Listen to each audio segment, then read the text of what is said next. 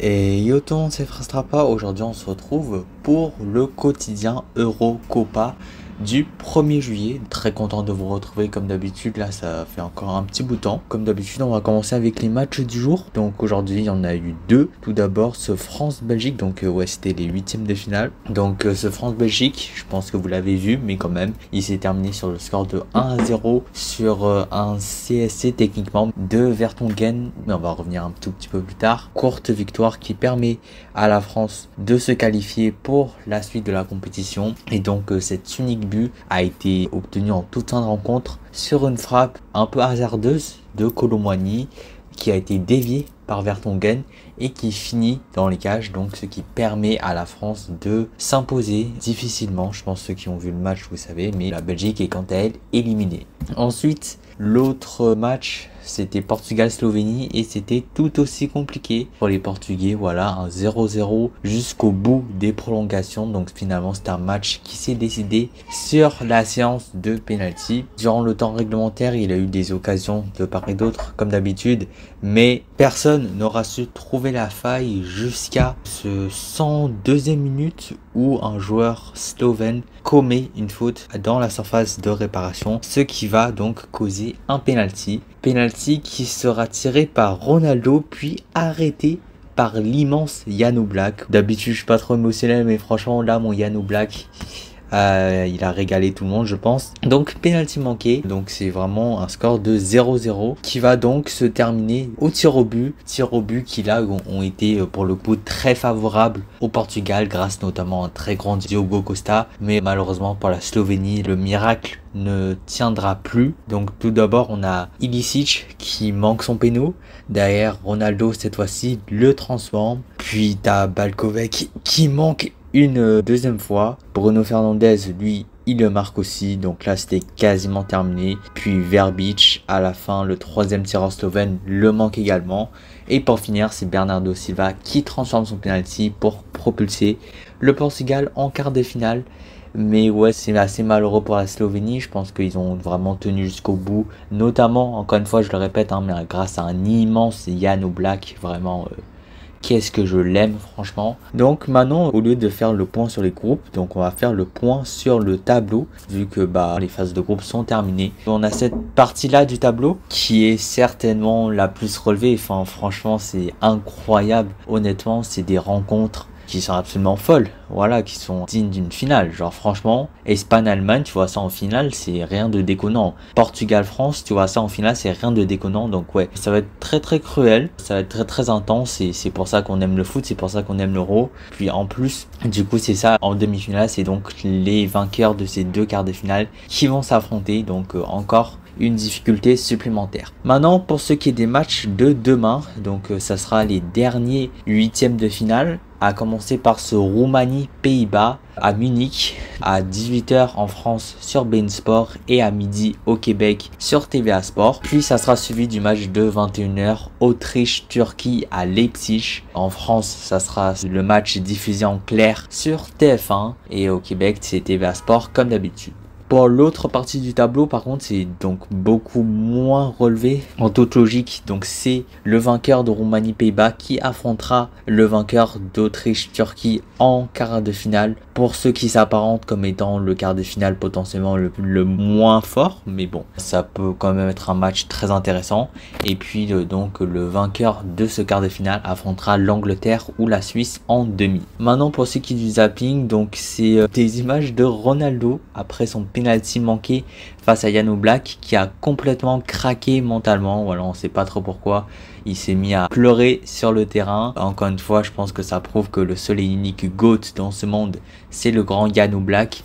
C'est bon, je vais pas trop m'étaler là-dessus. Ça a été tellement destructeur que même la mère de Ronaldo en tribune a fondu en larmes. Jan Oblak, franchement, t'es mon GOAT. Rien que pour toi, je vais aller en Slovénie parce que je t'aime trop, je t'aime trop. Ensuite, passons au quotidien Copa avec donc les matchs du jour. Aujourd'hui, il y en a eu deux. Tout d'abord, ce États-Unis-Uruguay qui s'est terminé sur un score de 1-0 pour l'Uruguay. Toute l'action du match est fait sur cette 65e minute sur un coup franc uruguayen. Tout d'abord touché par une tête uruguayenne. Le gardien la repousse, mais après c'est repris par le joueur Mathias Oliveira. Le ballon finit au fond et l'Uruguay s'impose dans ce choc. Il y avait une grosse contestation de la part des joueurs américains pour hors-jeu, mais il n'y avait vraiment pas de position de hors-jeu après vérification de la VAR. L'autre match du jour, c'était un petit peu plus animé, ce 3-1 pour le Panama contre la Bolivie, avec une ouverture du score assez tôt de Fallardo. Voilà, dès la 22e minute qui ouvre le score pour le Panama. Après, il a fallu attendre la 69e minute pour que Miranda de la Bolivie égalise. Mais pas de chance pour eux, Guerrero du Panama va marquer cette tête incroyable à la 79e minute qui va remettre son pays devant. Et à la fin, ça va être Yanis qui va confirmer l'avance du Panama pour sceller directement la victoire panaméenne à la 91e minute. Vous pouvez voir, encore une fois, il a mis un vrai banger. Maintenant, le point sur le groupe, donc le groupe C, un groupe franchement très mathématique, j'ai envie de dire, voilà, 9 points, 6 points, 3 points, 0 points, c'est clair et net, au moins un groupe quand même avec la petite surprise que le Panama est passé devant les États-Unis vraiment parcours honteux, hein. C'est les pays hôtes, c'est la première fois de l'histoire de la Copa América qu'un pays hôte se fait sortir dès les phases de groupe, en plus avec un groupe quand même pas très compliqué. Donc ouais, vraiment honte aux Américains qui ont récolté seulement 3 points, donc 3e place. L'Uruguay, vraiment le perfect, hein, 3 victoires sur 3 matchs, 9 points. Panama aussi, qui ont fait une bonne performance, qui ont seulement perdu contre l'Uruguay. La Bolivie, elle, bonne dernière avec 0 points. Pour ce qui est des matchs à venir demain, donc demain il y aura également 2 matchs et ça sera d'ailleurs les derniers matchs de la phase de groupe de la Copa América, hein. Donc ça sera la journée 3 dans le groupe D. Il y aura 2 matchs donc en même temps, bien évidemment la dernière journée c'est comme ça. Tout d'abord ce Brésil-Colombie, peut-être le plus grand choc des phases de groupe, donc bien sûr ça sera à suivre de très près. Ça se passera à San Francisco et ça sera à 3 h du matin le 3 juillet en France sur l'équipe, tandis qu'au Québec ça sera le prime time à 21 h et je suis tellement fier d'eux que RDS, ils ont enfin fait les choses correctement, enfin ils vont le diffuser en direct, en clair. Donc voilà, branchez-vous sur RDS à 21 h, mes Québécois.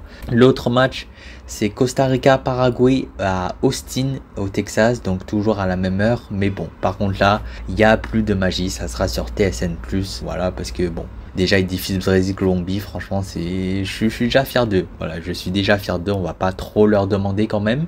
Pour ceux qui du groupe, c'est un groupe où tout est quasiment déjà joué. Forcément, ce choc Colombie-Brésil, ça va permettre de déterminer le premier et le deuxième du groupe. Donc ce qui sera quand même un peu important vu que ça va permettre aux vainqueurs d'éviter de se taper l'Uruguay dès les quarts de finale. Mais sinon, c'est quasiment joué. Genre le Costa Rica, faudrait vraiment un miracle incroyable pour se qualifier et honnêtement je peux le dire, je peux vous l'annoncer dès aujourd'hui, Colombie et Brésil, ça sera les deux qualifiés de ce groupe B et ouais, le Paraguay, eux, plus aucun espoir, éliminé déjà. Pour ce qui est du zapping aujourd'hui, donc on a eu cette image qui fait débat, qui fait jaser, de l'arbitre assistant qui a refusé de serrer la main de Christian Pulisic à la fin du match parce que voilà, il y avait beaucoup de chialage sur l'arbitrage durant ce match et ouais, beaucoup de problèmes même après aussi.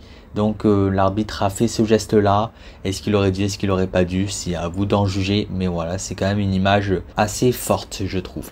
Donc voilà les amis, c'est la fin de cette vidéo, j'espère que vous aura plu. Bon bah comme je vous l'ai dit la dernière fois, hein, là je suis en vacances donc forcément les vidéos c'est moins régulier. J'essaie de les faire, normalement là je vais pouvoir reprendre quand même un petit rythme, mais bon je vous promets rien, comme j'ai dit, hein, c'est sûr que là je suis en vacances donc je vais pas me forcer à faire des vidéos alors que je suis en détente, mais si j'ai le temps et puis si j'ai l'énergie, puis bien sûr ça me fait plaisir de vous faire ces vidéos là, donc voilà, on se dit à demain je l'espère, mais ou sinon juste à plus tard pour de nouvelles vidéos. Salut tout le monde, c'était Fastrapa, à plus, à la prochaine, allez ciao.